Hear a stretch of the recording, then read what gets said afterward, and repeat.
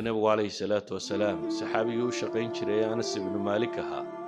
ayaa wuxuu leeyahay anuu nabiga u shaqeynaya wuxuu baan maqlaa isagoo ku celcelinayo leh Allahumma inni a'uudu bika min al-hammi wal-hazan wal-'ajzi wal-kasal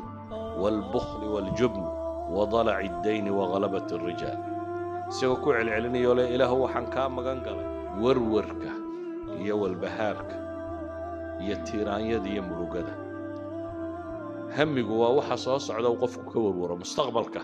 ولا مدوباده او دبتنا قفك ورورو حزنغنا waa wixii ka tagay qofka oo tiiraanya iyo murugo ku reeba idan waa laba warwar ama laba walbahaar laakiin waxay ku salaysan yihiin midna waa wixii tagay midna waa waxa soo socda nabigu kaleeyhi salaatu wasalaam labadaba ilaahay buu ka magan galay wuxuu kaloo ilaahay ka magan galay al-'ajz wal-kasal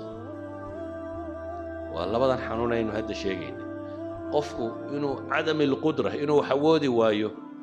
ama in doonistuba ka dhibato doonistuba inay ka dhibato oo dadka badba wahsiga iyo hurdada mooda inay nimco tahay waa raaxaysanaya buleeda tan uu jiifaya sabaqtiga waxba nolosha hurda kuma soo kordhiso qofku inuu hurdada seexdaa intuu uga baahnaa intuu caafimaadkiisa ku ilaalinayay intuu nashaadada jirkiisa uu dib ugu soo noqonaysay sida ogeed buu nabigu wuxuu ilaahay ka magan galay wahsiga iyo wax taryarida wuxuu kaloo ilaahay ka magan galay bukhliga iyo jubniga jubnigu waa baqaha waa qofku markuu wahsado wixii uu ka baqaya dabeetana si aad u sugayso walaal